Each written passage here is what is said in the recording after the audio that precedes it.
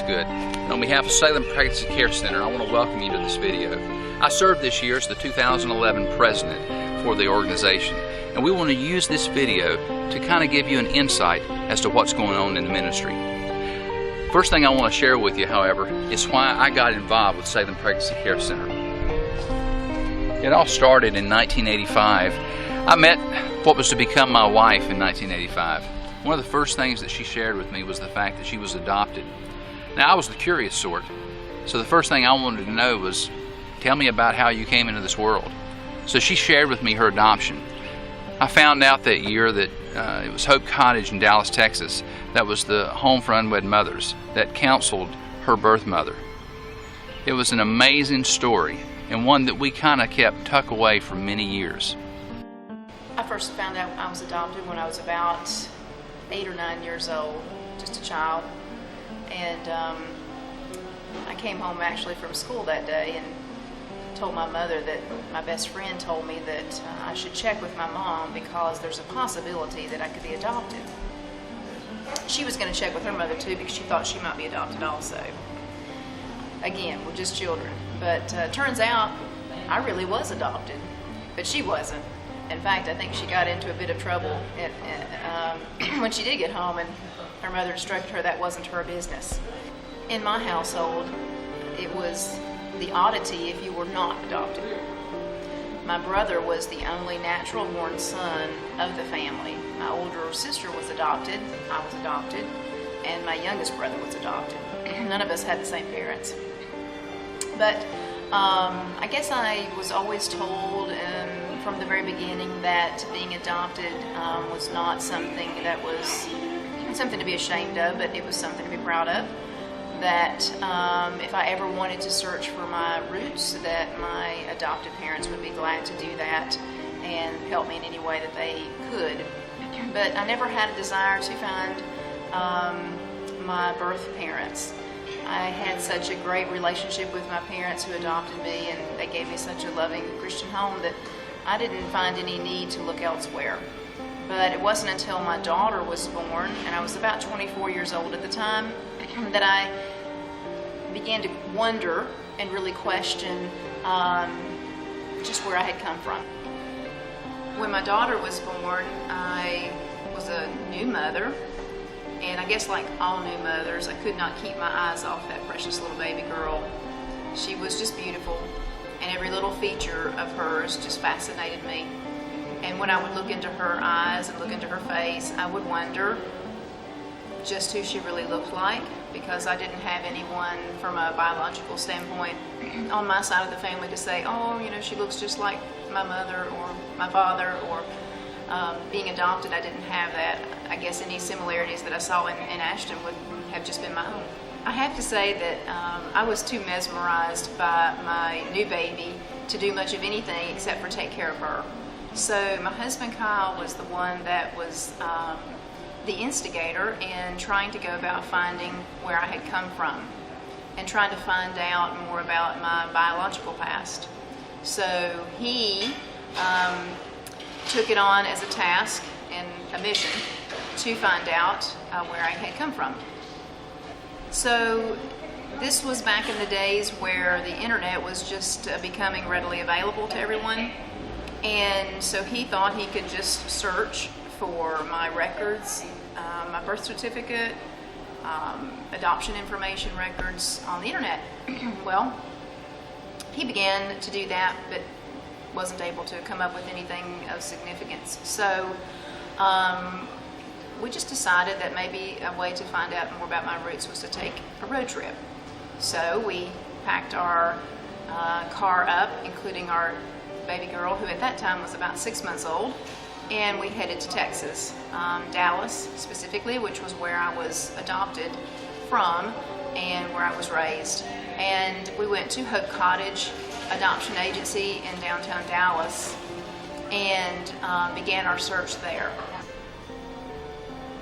The trip to Hope Cottage is when things really got exciting.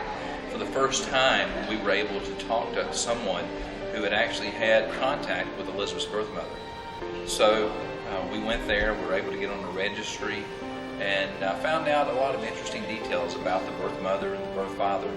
but we still did not really have the necessary information to really find either one of them. You know, the interesting thing about going to Hope Cottage is that's really where the fun began. They were willing to give us what's called a deleted file. Now, the deleted file gave all the information, characteristics about Elizabeth, but it really did not give any names, addresses, etc. of the birth family.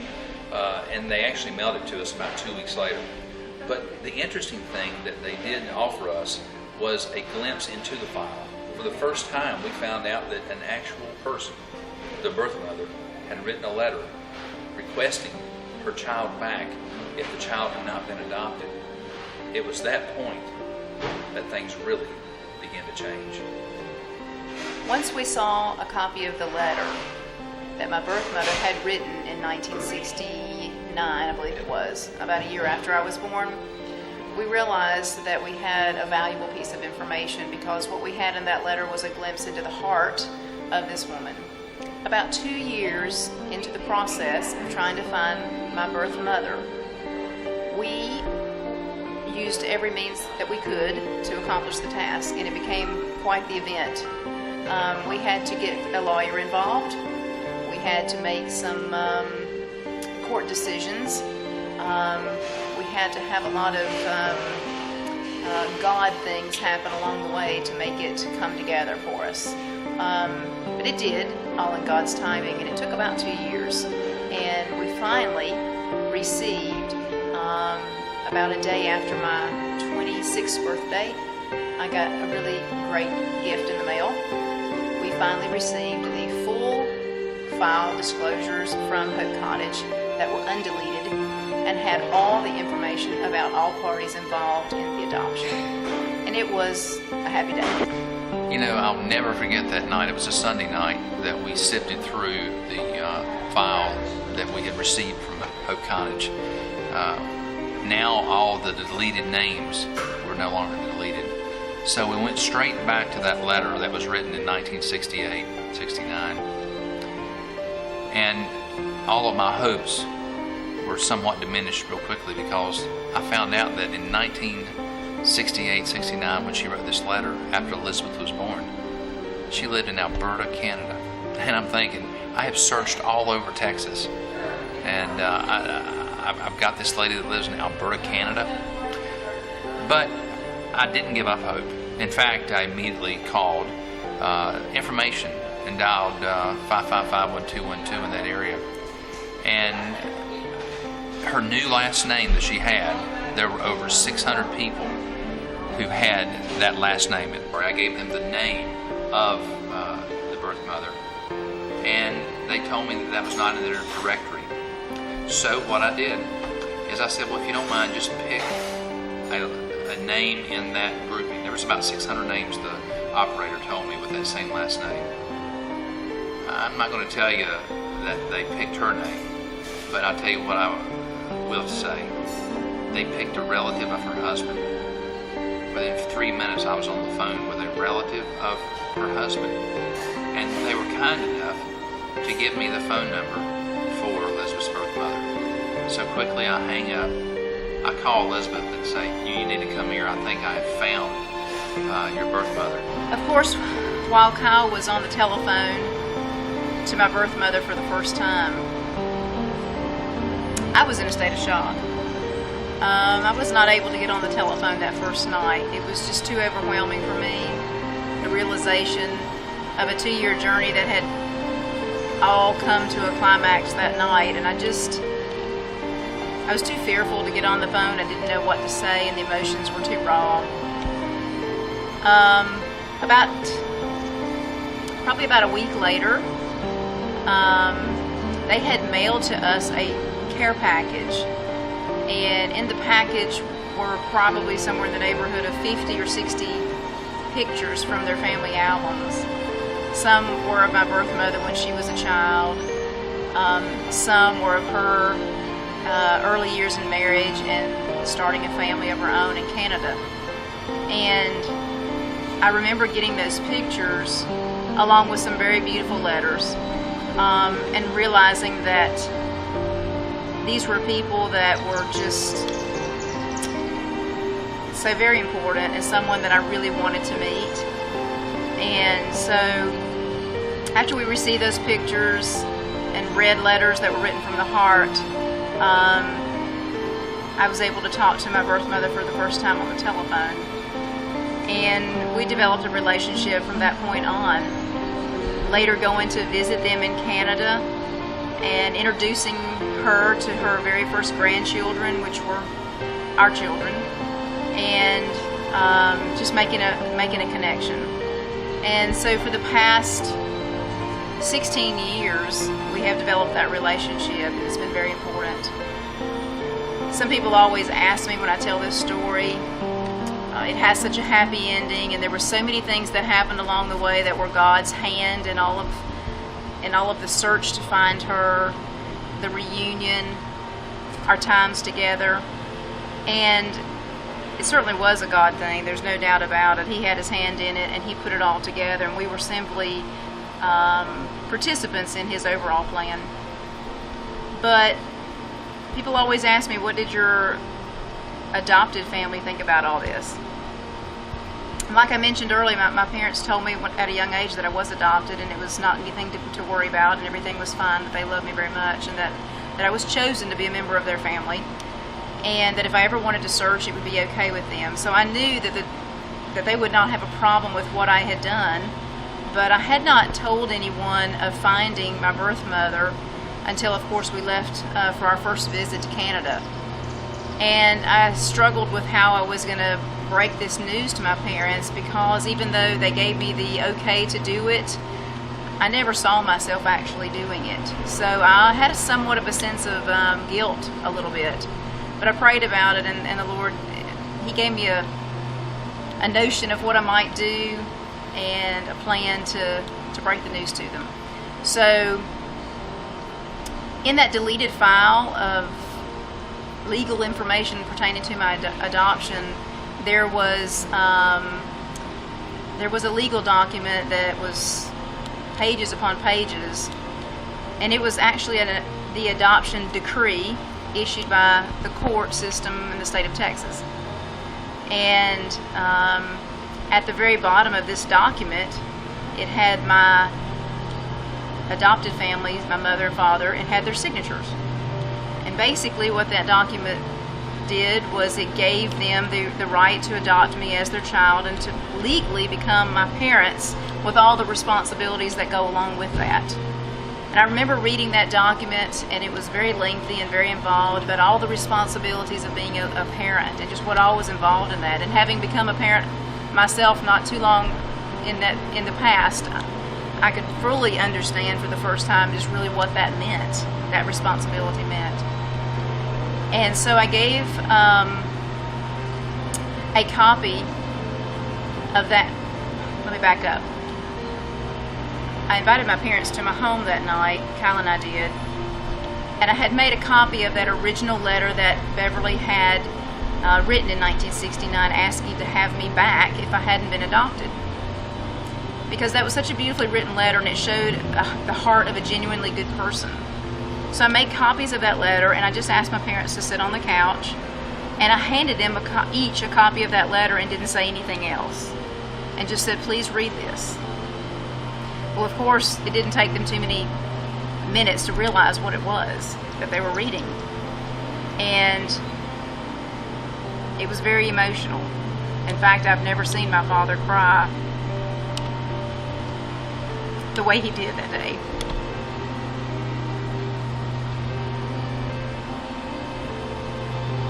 The only thing my mother could say was, she said, you found her. You found her, didn't you? And I said, yes, I did. To make a long story, to make a 16-year story concise and short here, my parents actually were very eager to meet my birth mother, and they welcomed her with open arms into our family, and her family too, because that's just the kind of people they are. So,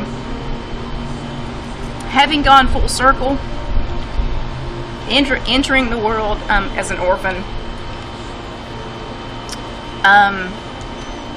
living in a foster home for a few months before I was adopted, being adopted into a family and becoming a daughter,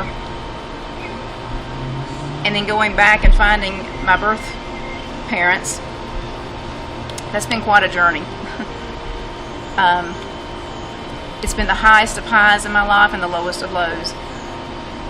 But I will say that I never had to walk that journey alone, that God was always right there with me. And it turned out to be a really beautiful thing. I think that that's why Salem Pregnancy Center is so important to Kyle and I, because we have a unique perspective on the sanctity of life.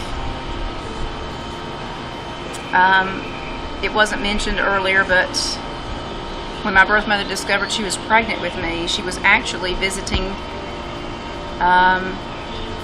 some friends of her family in Canada. It was the summer of 1967. She was almost 16 years old. And the pregnancy developed during that summer to the point that when she came back to Texas and school was starting and she told her mother that she was pregnant, her mother was obviously upset about it because of Beverly's age and the fact that she wasn't married, and took Beverly to an abortion clinic.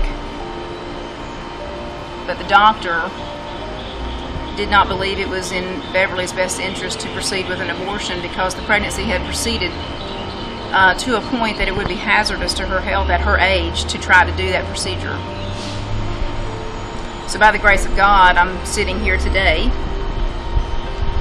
to tell you the story that we are sharing with you. So we believe in the sanctity of life.